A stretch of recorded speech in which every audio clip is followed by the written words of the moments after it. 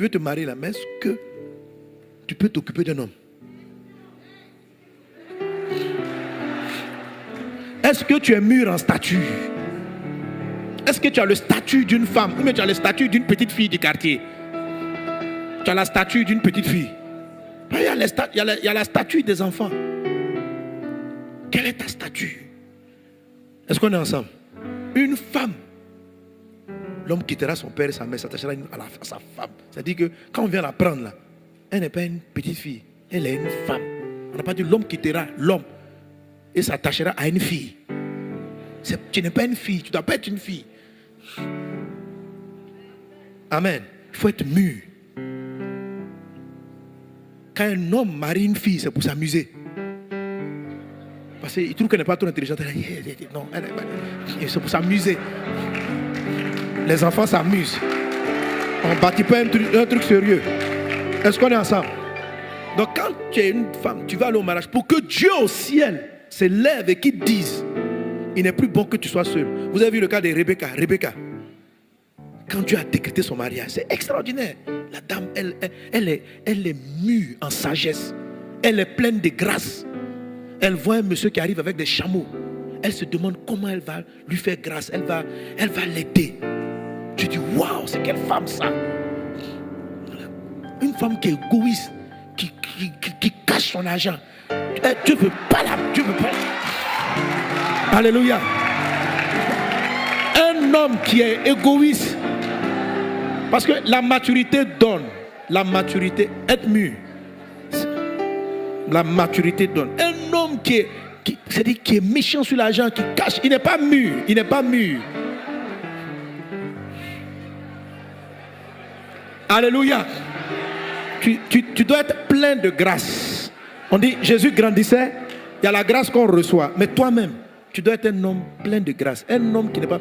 C'est-à-dire, un homme qui est plein de grâce, c'est quelqu'un qui sait faire des cadeaux. Il sait faire des cadeaux. Parce que Dieu nous fait des cadeaux. Dieu est plein de grâce, non? Dieu est plein de grâce. Qu'est-ce qu'il nous fait? C'est quoi la grâce? Il nous fait des dons. C'est ça la grâce, c'est des dons immérités. C'est ça la grâce. Nous sommes sauvés par grâce. On ne méritait pas et puis il est venu dire: je vous donne le salut. On ne méritait pas et puis il vient dire: je t'aide, je te fais du bien. La Bible dit que Jésus grandissait en grâce. Écoute bien, devant Dieu, devant les hommes. Il y a les deux aspects. Et Dieu l'a estimé prêt à commencer la mission. Il y a des hommes, Dieu regarde, il est bon qu'il soit seul. Parce qu'il n'a pas du tout de grâce. Sa mère, Amen. Il n'est pas prêt à être marié. Alléluia. Son argent ne sort pas.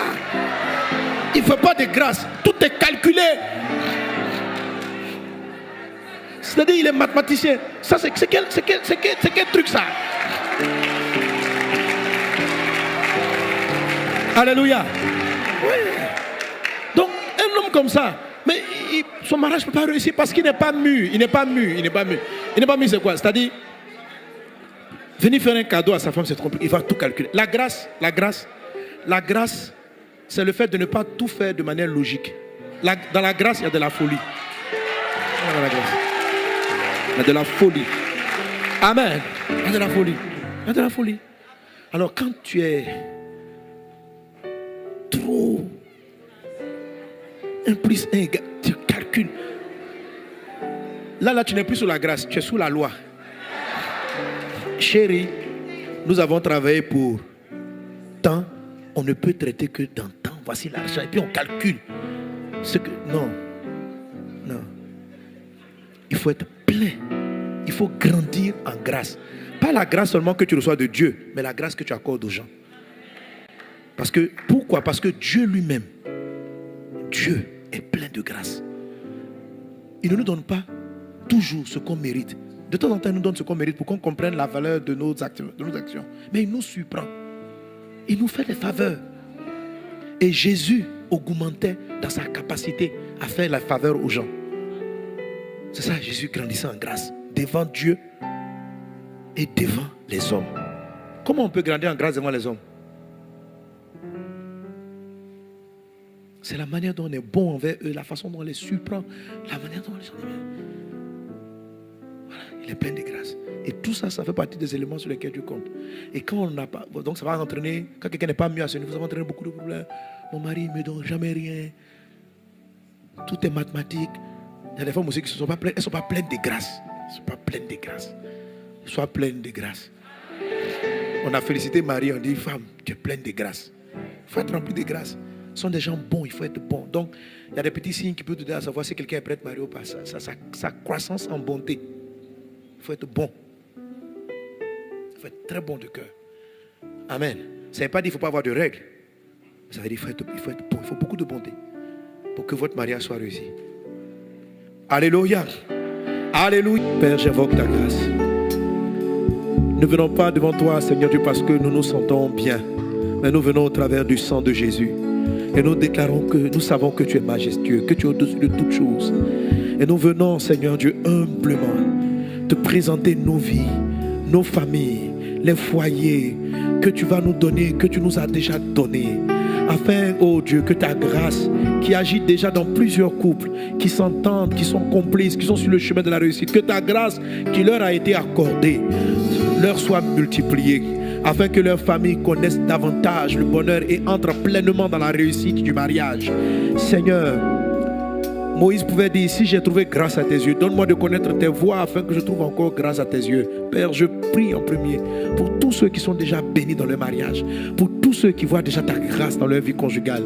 Oh Dieu, que ta grâce croisse, que ta grâce augmente pour eux, afin de les diriger, afin de les conduire. Tu dis que nous allons régner dans ce monde par l'abondance de la grâce et du don de la justice. C'est-à-dire que c'est parce qu'un couple, une famille est remplie de grâce, de faveur abondante qu'elle va régner. Oh mon Dieu, accorde la grâce. Je prie pour les foyers en difficulté, pour les foyers divisés, dévastés, pour là où, Seigneur Dieu, il semble qu'il n'y a plus d'espoir, là où il y a eu la mort, là où des familles sont brisées, des cœurs sont brisés, détruits, Seigneur Dieu, où on ne sait même plus quel sens prendre. Il y en a tellement. Faut-il encourager la séparation? Faut-il les mettre ensemble? Seigneur Dieu, quelquefois nous-mêmes, des serviteurs, des personnes, nous sommes perdus. On ne sait pas quoi dire, quoi faire. J'invoque ta grâce. Ta grâce a toujours une orientation. Ta grâce a toujours une solution. Ta grâce, c'est quoi faire. Jésus, tu n'as été coincé devant aucune question. Tu avais la solution à tout. Tu t'es retrouvé dans toutes sortes de situations et tu as manifesté la vie. J'appelle la vie pour les foyers morts. J'appelle la vie pour les familles qui n'ont plus de jus, qui n'ont plus de bonheur, qui ne savent pas où partir, qui ne sont pas en train de courir vers une destination. J'invoque ta grâce. J'invoque ta grâce. Non pas seulement pour ceux qui sont en présence, mais pour tous ceux qui dans le monde suivent ce séminaire. Que ta grâce leur soit accordée afin de leur donner le vin nouveau. Un vin nouveau. Tu es arrivé dans ce mariage de Cana et il n'y avait plus de vin. Et tu as recréé le vin. Tu as redonné de l'amour, de la confiance, de l'entente. Père, j'invoque ta grâce. J'invoque ta grâce, ô Dieu des cieux. Pour ceux qui ne sont pas encore mariés, ô Dieu, notre siècle avance avec plein de défis où, Seigneur Dieu, plusieurs personnes, certains n'aspirent pas au mariage, que ton nom soit béni pour le cœur que tu leur as donné. Il y en a plusieurs autres qui aspirent au mariage, qui attendent le mariage, mais qui ne le voient pas arriver, Seigneur Dieu. Peut-être sont-ils ou elles coupables, ou pour rien, peu importe, papa, mais aujourd'hui elles sont dans l'attente. Y a-t-il une chose à décanter, un esprit à briser, une chose à faire? Chacun a une cause, une raison, Seigneur Dieu. Mais je demande ta grâce. C'est ta grâce qui nous donne le bon comportement. Que ta grâce vienne leur donne à chacun l'attitude à avoir, le comportement à avoir qui va faire disparaître cette forme d'opprobre qui fatigue plusieurs. Seigneur Dieu, chaque fois qu'ils arrivent à un mariage, leur cœur est meurtri. Ils attendent et disent, mon Dieu, j'aspire au foyer, j'aspire à la famille. Bénis-moi. Peut-être par ignorance, peut-être je ne sais pas la cause, mais toi tu sais toutes choses parce que tu es le Dieu qui est majestueux. Fais grâce, papa. Fais grâce. Fais grâce et viens tendre ta main de miséricorde sur tes fils, sur tes filles qui sont dans l'attente de bâtir leur foyer. S'il y a des choses qu'ils doivent ou qu'elles doivent savoir, révèle-leur afin qu'elles le sachent et qu'aujourd'hui elles avancent. S'il y a une délivrance des esprits qui doivent partir, qu'avant la fin de ce séminaire, que ces hommes et ces femmes soient délivrés de ces esprits de célibat, de ces malédictions. Car en toi, toute forme de malédiction est annulée. Père, j'invoque ta grâce. J'invoque ta grâce et j'invoque ta miséricorde. Papa, entends-moi, entends notre prière à cause du sang et du sang de Jésus, de l'œuvre de la croix de toute miséricorde. Fais-nous grâce, que ta grâce soit répandue. Au nom de Jésus. Amen.